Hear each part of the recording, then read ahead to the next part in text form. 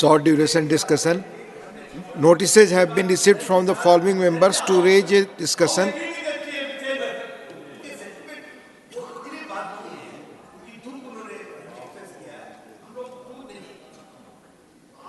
जो हुआ है तो टोटल मिसअंडरस्टैंडिंग से हुआ है। किसी ने चरण सिंह को क्यों दिया, किसी ने चैलेंज नहीं किया। धन्यवाद। अब इस विषय में बहस नहीं, इसको माननीय सर भाई अपॉलॉजी कर, भाई अपॉलॉजी। माननीय चेयरमैन ने अपनी वेदना प्रकट की है, पूरा सदन उनके साथ है, हमें इस पर बात करनी चाहिए। नहीं, बिल्कुल नहीं, फिर पुनः वही आचरण। No, now honourable chairman has called for short duration discussion. Nothing is going on record mister Keshav, doctor Keshav. Notices have been received from the following members to raise a discussion on Shri Ram मंदिर की ऐतिहासिक निर्माण और प्राण प्रतिष्ठा, historic construction of Shri Ram temple and प्राण प्रतिष्ठा, श्री राम मंदिर के ऐतिहासिक निर्माण और प्राण प्रतिष्ठा, doctor Sudhanshu Trivedi, doctor K Laxman, Shri Rakesh Sinha. Doctor Sudhanshu Trivedi, doctor Sudhanshu Trivedi. माननीय सभापति महोदय, आज जब हम लोग इस कालखंड में खड़े हुए हैं तो मुझे लगता है कि जब मैं किशोरावस्था में था और श्री राम जन्मभूमि का आंदोलन प्रारंभ हुआ था, उस महान यज्ञ में जिसमें करोड़ों लोगों ने कई पीढ़ियों तक अपनी आहुति दी, उसकी पूर्णाहुति देखते हुए देखना अपने आप में एक बहुत सुखद अनुभव होता है। और यह काल इसलिए भी अधिक महत्वपूर्ण है कि यह भारत के अमृत काल का ही कालखंड नहीं है, बल्कि श्री राम मंदिर के माध्यम से शताब्दियों से सोई हुई भारत की चेतना के पुनः उठकर अग्रसर होने और विश्व को नया संदेश देने का एक संधिकाल भी है। और इसलिए मैं ये कह सकता हूं कि मेरे मन में एक भाव आया कि यह ऐसा काल था जिसमें बहुत कुछ असंभव लगने वाली चीज भी साकार रूप धारण हुई है।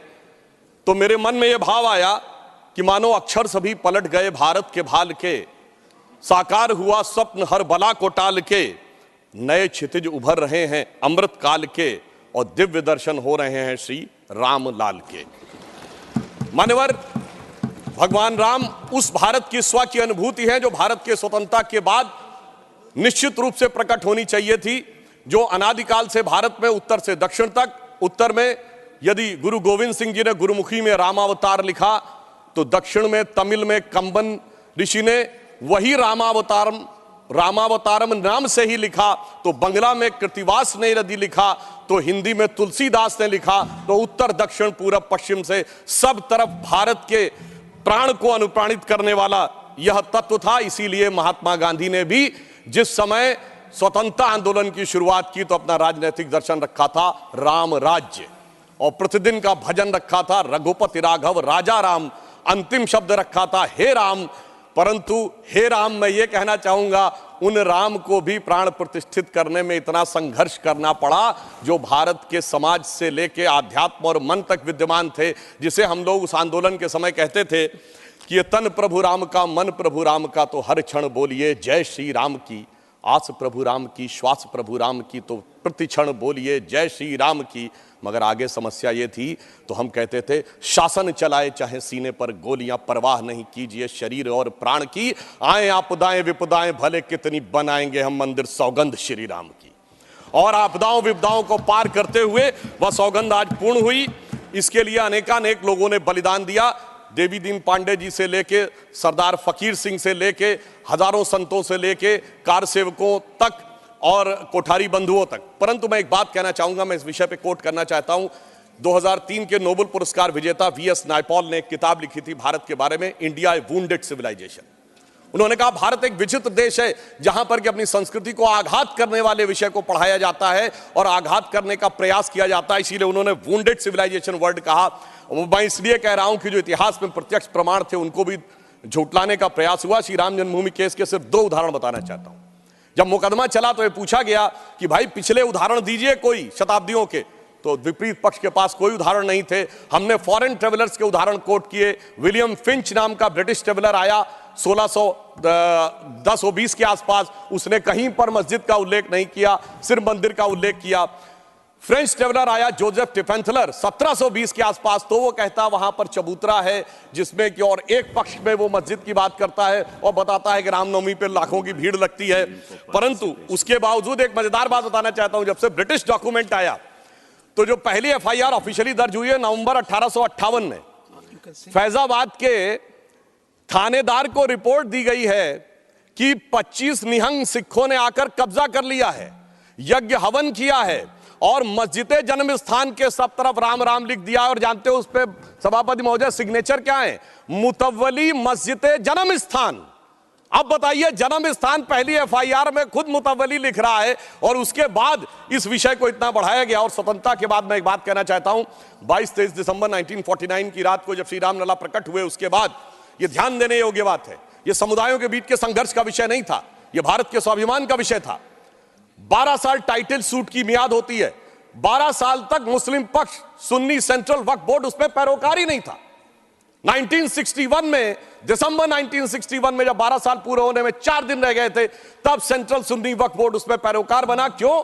कुछ सेकुलरिस्टों ने समझाया, कुछ लेफ्टिस्टों ने समझाया। और इसका उल्लेख के मोहम्मद साहब ने अपनी किताब में किया है कि मुस्लिम समाज में एक बहुत बड़ा तबका ये मानता था कि हमें इस विषय में पढ़ने की जरूरत नहीं है, परंतु राजनीति के चलते हुए भारत के स्वाभिमान का विषय ये इसका प्रतीक बना। परंतु उसके बाद कोर्ट का निर्णय आया, संपूर्ण मर्यादाओं को पूर्ण करते हुए आज ये दिन आया। तो मैं कई बार हम लोग से कहा जाता है कोर्ट का निर्णय आया तो इसमें आपने क्या किया? तो मैं बताना चाहता हूं, हम जब जब सत्ता में आए 1991 में कल्याण सिंह जी की सरकार ने आकर 67 एकड़ भूमि का अधिग्रहण किया। उसके बाद याद करिए, खुदाई पर रोक लगा दी गई थी। तो अटल जी की सरकार आई तो नई टेक्नोलॉजी आ गई, ग्राउंड पेनिट्रेशन रेडार। तो रेडार मैपिंग की गई और वो कोर्ट में प्रस्तुत कर दी गई। मतलब ऑपरेशन पे रोक थी, अल्ट्रासाउंड पे तो नहीं थी ना। तो अल्ट्रासाउंड करके दिखाया गया, देखो भाई अंदर क्या है। फिर कोर्ट ने परमिशन दी और उसी खुदाई की हुई 2003 में, और उसके अंदर जो साक्ष्य निकले उसी से 30 सितंबर 2010 का Lucknow bench of Allahabad high court का जजमेंट आया, जिसने गर्भगृह श्री रामलला विराजमान को दिया। अब जब मोदी जी की सरकार आई तो क्या अंतर था? विषय सुप्रीम कोर्ट में आ चुका था। सबसे बड़ी समस्या यह थी कि सुप्रीम कोर्ट में सारी की सारी प्रोसीडिंग सिर्फ इंग्लिश में होती है, और वहां सारे डॉक्यूमेंट्स जो हजारों हजार पेज के थे उनको इंग्लिश में ट्रांसलेट करना था विद ऑथेंटिक डॉक्यूमेंट्स, जिसमें अरबी फारसी के भी थे, संस्कृत के भी थे, सबके थे। तो हमारी सरकार ने आने के बाद अगर 60 साल उसमें लगे थे, हो सकता 50 साल इसमें भी लग जाते, क्योंकि बहुत से लोग वकील का चोला ओढ़कर खड़े होकर ये भी कहते थे फलां साल के पीछे ले जाइए इस जजमेंट को। मगर मोदी जी की सरकार ने आने के बाद 24/7 लगाकर सारे के सारे जो डॉक्यूमेंट्स थे उनका केवल 2-3 वर्षों में ट्रांसलेशन किया, और उसके बाद जाके कोर्ट में अर्जी लगाई कि डे टू डे हियरिंग होनी चाहिए। क्योंकि हमारी सरकार तो उसमें विचार करती थी कि हनुमान तेहि परसा करि पुन कीन्ह प्रणाम, राम काज कीन्हे बिनु मोहि कहां विश्राम। और फिर आपने देखा कि वो जब जजमेंट आया, और ये भी एक सुखद संयोग देखिए कि मान्यवर, हमसे टीवी डिबेट में अक्सर बहुत पूछा जाता था कि आ गए भाजपा वाले, कहते हैं रामलला हम आएंगे, मंदिर वहीं बनाएंगे, तारीख नहीं बताएंगे। महोदय, राम का मंदिर कोई इमारत नहीं थी, ये भारत की भव्यता का आगाज था। और वो तारीख कोई तारीख नहीं थी, वो काल की गति थी। और वो तारीख क्या थी मैं बताना चाहता हूं। जब रामलला इस मंदिर में आए हैं तो वो तारीख आई है, 4 करोड़ गरीबों को घर लेकर आई है, 11 करोड़ लोगों के लिए शौचालय लेके आई है, 54 करोड़ लोगों के लिए जनधन अकाउंट लेके आई है, हर गांव में बिजली, हर गांव में सड़क लेकर आई है। और इतना ही नहीं, हर शहर में हर राज्य में एयरपोर्ट लेकर आई है, समुद्र पे सबसे बड़ा सेतु अटल सेतु लेकर आई है, और चिनाब नदी पे दुनिया का सबसे ऊंचा पुल चिनाब का पुल लेकर आई है, हाईएस्ट एफडीआई लेके आई है, हाईएस्ट फॉरेन एक्सचेंज रिजर्व लेके आई है, फास्टेस्ट ग्रोइंग इकोनॉमी लेके आई है। और जनाब, वो फिल्म का डायलॉग होता था, तारीख पे तारीख, तारीख पे तारीख वाला इंडियन पैनल कोड को तारीख का हिस्सा बनाकर भारतीय न्याय संहिता लेके आई है, जो 3 साल के अंदर सारी तारीखों को खत्म कर देगा। मगर महोदय, ये तारीख का राज थोड़ा और गहरा है, क्योंकि जब राम मंदिर की प्राण प्रतिष्ठा होनी थी तो तारीख वो होनी थी कि प्रधानमंत्री को जाना था। यानी तारीख उसका इंतजार कर रही थी कि ऐसा प्रधानमंत्री आएगा जो उस दिन आकर प्राण प्रतिष्ठा करेगा। और वो प्रधानमंत्री भी कैसा होगा, जो कि पूरे राष्ट्र का सपोर्ट लेकर, हाँ बोल रहे हैं प्लीज, अरे भाई बोल रहे हैं madam please, not allowed, please बैठे आप, काहे परेशान हो रहे हैं? आपको इजाजत नहीं है, nothing is going on record, please. अरे सुनिए, आप बोले। महोदय, प्रधानमंत्री भी कौन होगा, जो पूरे देश का जनादेश लेकर आया होगा और दूसरी बार भी लेकर आया होगा, जो अपने घोषणा पत्र में यह लिख के लाया होगा कि हम राम मंदिर का प्राण प्रतिष्ठा करेंगे, हम निर्माण का मार्ग प्रशस्त करेंगे। यानी 140 करोड़ लोगों के जनादेश के साथ वो तारीख आने वाली थी जिस तारीख का इंतजार था। और महोदय, सिर्फ तारीख इतनी नहीं थी मान्यवर, अगर शास्त्रीय ढंग से प्राण प्रतिष्ठा होनी थी तो 11 दिन का उपवास रख के तपस्या भी करनी थी। तो ऐसा भी प्रधानमंत्री आने वाला था जो संकल्प लेकर 11 दिन की तपस्या करे। और मैं महोदय एक और बात कहना चाहता हूं, 11 दिन नारियल का पानी पी के हम में से कितने लोग तपस्या कर सकते हैं महोदय?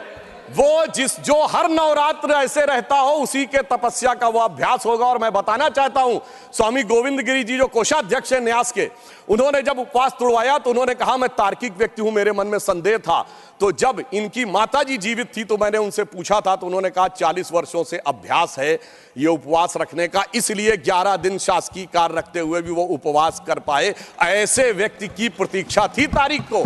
और फिर दक्षिण में जाकर चाहे नासिक हो और फिर चाहे गुरुवायूर का मंदिर हो अथवा रामेश्वरम में खड़े होकर जब प्रधानमंत्री जी 22 कुओं के जल से स्नान कर रहे थे, जो भारत के संपूर्ण क्षेत्र का प्रतिनिधित्व करते हैं, तो यह संदेश था दूर दक्षिण सिरे पर खड़े होकर कि देखिए ये राम है जो घट-घट में व्याप्त है पूरे उत्तर से दक्षिण तक। और उस तपस्या से प्रकट होने के बाद उस प्रधानमंत्री की दरकार थी तारीख को, क्योंकि राम का काज कौन कर सकता है? गोस्वामी जी लिख गए हनुमान चालीसा में, सब पर राम तपस्वी राजा, जिनके काज सकल तुम साजा। अगर राम तपस्वी राजा थे तो तपस्वी प्रधानमंत्री भी होना चाहिए था वो करने के लिए। और इस तारीख का इंतजार था, तारीख का ये राज समझने के लिए। हम आपको समझाएंगे भी तो शायद आप नहीं समझ पाएंगे। और इसीलिए मैं कहना चाहता हूं कि इतना ही नहीं, महत्वपूर्ण बात यह थी कि सब कुछ शांति और सौहार्द से निपट गया। जब राम मंदिर का मुद्दा उठा था तो कितने प्रकार की चीजें होती थी। इसके लिए हमें निश्चित रूप से सरकार, प्रधानमंत्री को धन्यवाद देना चाहिए। पूरे देश में जिस प्रकार का सौहार्दपूर्ण वातावरण रहा। और महोदय 90-92 में भारत ही नहीं, अगल बगल भी बहुत कुछ हुआ था। अब की अगल बगल में भी शांति बनी रही, ये तपस्वी राजा का प्रताप था। और इतना ही नहीं महोदय, अबू धाबी में भी मंदिर बनने जा रहा है। मुझे लगता है भारत के लिए अमृत काल में सांस्कृतिक गौरव का इससे बेहतर काल नहीं आ सकता था कि राम मंदिर भी बन रहा है और अबू धाबी में भी मंदिर बन रहा है। और मैं एक और बात कहना चाहता हूं महोदय, यह हिंदू मुस्लिम का विषय नहीं था, यह भारत के जय और विजय का विषय था। और उससे भी बढ़कर यह मूल्यों का विषय था। कौन से मूल्य थे? एक मूल्य वो जिसमें भगवान राम उस मूल्य के प्रतीक बनते हैं जिसमें 4 भाई हैं, पिता के एक वचन पर वन चले जाना, दूसरे भाई का जंगल जाना, तीसरे भाई का खड़ाऊ रखकर शासन करना, एक ये परंपरा थी। और दूसरी परंपरा वो जिस बाबरी परंपरा में भी 4 भाई थे, शुजा, मुराद, दारा और औरंगजेब। एक ने 3 को कत्ल कर दिया, बुढ़ापे में बाप को जेल में डाल दिया। और इतने पे भी संतोष नहीं हुआ, बल्कि सर काटकर थाली में रख के जेल में बंद बाप के पास भेजा। आप किसी मत को मानने वाले हो, अपने घर में क्या देखना चाहते हैं, भाई की खड़ाऊ या भाई का सर? इन 2 मूल्यों के अंतर का यह प्रतीक था। इसका हिंदू मुस्लिम से कोई नहीं था। और मैं अपने विरोधियों को बताना चाहता हूं, मान्यवर, उर्दू में भी एक रामायण लिखी गई है, चकबस्त रामायण। और उसमें इसी मूल्य को अप्रिशिएट किया गया है कि जब भगवान राम राजा दशरथ से अनुमति लेकर जाते हैं तो उर्दू के प्रसिद्ध शायर चकबस्त ने, और वो लखनऊ के रहने वाले थे, उन्होंने लिखा है, रुखसत हुए वो बाप से लेकर खुदा का नाम, रुखसत हुए वो बाप से लेकर खुदा का नाम, और राहे वफा की मंजिलें अव्वल हुई तमाम। यानी उनको तो दिखा कि राहे वफा की कौन सी मंजिलें हैं जो अव्वल हो रही हैं। मगर क्या बताऊं महोदय, एक फैक्ट बताना चाहता हूं। 22-23 दिसंबर 1949 की रात को जब श्री राम लला प्रकट हुए तो सबसे पहले वो रोशनी किसने देखी थी? वो यूपी गवर्नमेंट का एक सिपाही था जिसका नाम था अब्दुल बरकत। उसने बाकायदा मजिस्ट्रेट के सामने बयान दिया है कि रात में उसको दिव्य रोशनी दिखी, और जब दिव्य रोशनी हटी तो वहां पर श्री राम लला विराजमान थे। अब्दुल बरकत को रोशनी 1949 में दिख गई, मगर कुछ सियासत वालों को रोशनी 2024 में नहीं दिख रही है।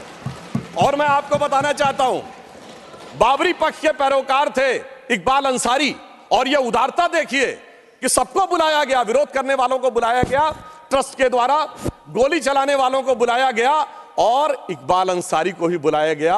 और इकबाल अंसारी प्राण प्रतिष्ठा में आ गए। उनका इकबाल तो बुलंद हो गया, मगर इन लोगों का इकबाल जमींदोज हो गया।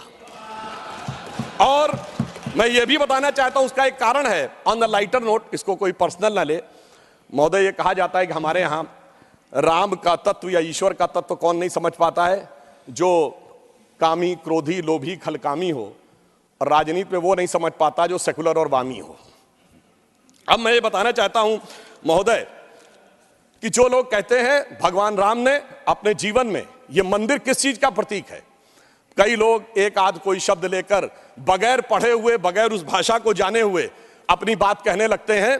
तो मैं बताना चाहता हूं भगवान राम ने कौन मेरा भक्त है इसका बाकायदा उदाहरण दिया। उन्होंने लिखा है, जात पात कुल धर्म बड़ाई, धन बल परिजन गुण चतुराई। इन 10 चीजों से मैं नहीं मिलता।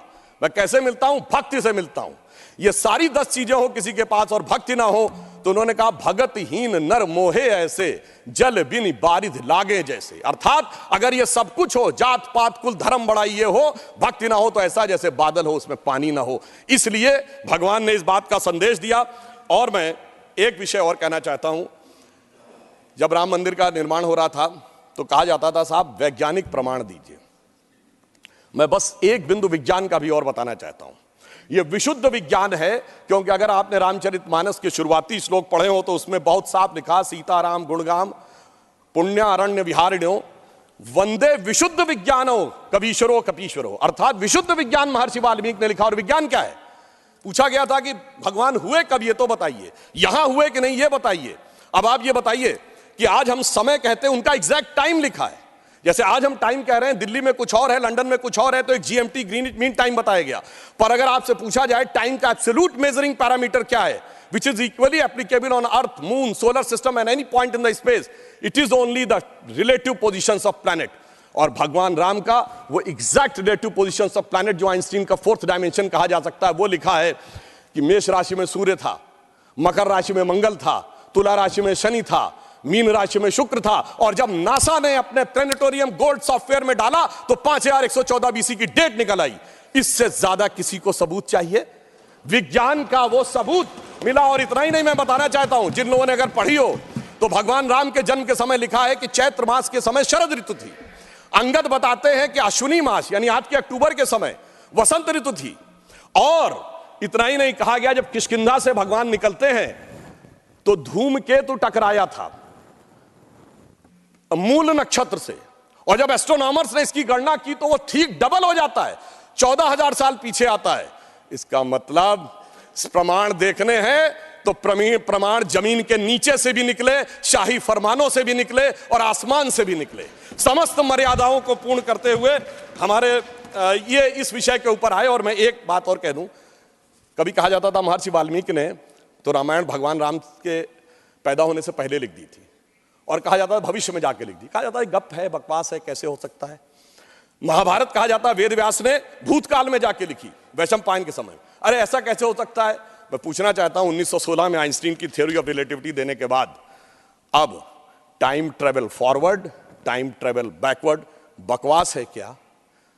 अगर किसी ने साइंस नहीं पढ़ी है तो उसे समझना चाहिए। मगर मैं ये नहीं कहना चाहता हूं इसको कह के, मैं कहना चाहता हूं हमारे ऋषि त्रिकालदर्शी थे और ये टाइम ट्रेवल तो बहुत छोटी बात थी जो अब धीरे धीरे लोगों को समझ में आ रही है। और मैं एक विषय और कहना चाहता हूं, हम सब ने भगवान राम के मंदिर तो देखा, वहां पर दूसरा सबसे बड़ा मंदिर कौन सा? हनुमानगढ़ी का। आपने हनुमान जी के सैकड़ों हजारों मंदिर देखे होंगे इस देश में। लवकुश का मंदिर देखा है कभी? नहीं।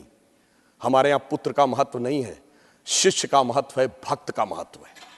हमारे यहां बायोलॉजिकल सक्सेशन का महत्व नहीं है, स्पिरिचुअल सक्सेशन का महत्व है। इसीलिए द्रोणाचार्य के बेटे का स्थान ऊंचा नहीं है, शिष्य का स्थान ऊंचा है। इसीलिए हम हर जगह गुरु शिष्य परंपरा की बात करते हैं, पिता पुत्र परंपरा नहीं होती। भगवान राम का चरित्र इस बात का उदाहरण देता है कि हर जगह आपको हनुमान जी के मंदिर मिलेंगे, वो भी राम से ज्यादा मिलेंगे।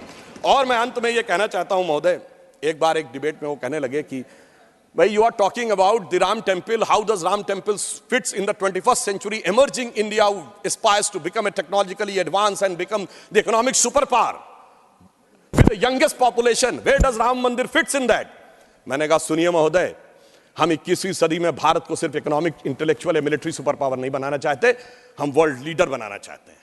और जब वर्ल्ड लीडर बनाना चाहते हैं तो it should symbolise the certain set of values which will inspire the world. और अगर सारे श्रेष्ठतम मानवीय मूल्यों का प्रतीक कोई एक होगा तो वो भगवान राम का मंदिर होगा, जो विश्व के सबसे श्रेष्ठतम मानवीय मूल्यों का प्रतीक होगा। कैसे? मैं आधुनिक जियोपॉलिटिक्स से बताना चाहता हूं। आज कोई एक देश किसी पर अटैक कर रहा है, रशिया यूक्रेन की लड़ाई चल रही है, चाइना का ताइवान के साथ प्रॉब्लम चल रहा है, इराक और उसका चला। क्या है डिप्लोमेसी में? नंबर 1 एनेक्सेशन, दूसरे देश को मिला लो। दूसरा है सब्जुगेशन, वहां अपना डिप्यूटी अपॉइंट कर दो। और तीसरा है डोमिनेशन, उसके साथ संधि साइन कर लो। भगवान राम ने क्या लंका को जीतने के बाद एनेक्सेशन किया? नहीं। क्या वहां पर कोई अपना डिप्यूटी बैठाया यानी सब्जुगेशन किया? नहीं। कोई ट्रीटी साइन कराई, डोमिनेशन किया? नहीं। तो मैं कह सकता हूं आज के जियोपॉलिटिक्स वर्ल्ड में जब क्लैश ऑफ सिविलाइजेशन कहा जाता है तो उसका प्रतीक वो राम मंदिर दिखेगा जो पूरी दुनिया को बताएगा कि पीसफुल कोएग्जिस्टेंस कैसे हो सकता है बगैर एक दूसरे से लड़े हुए। इसलिए मैं कह सकता हूं 21वीं सदी का महान भारत बगैर राम मंदिर के संभव ही नहीं है।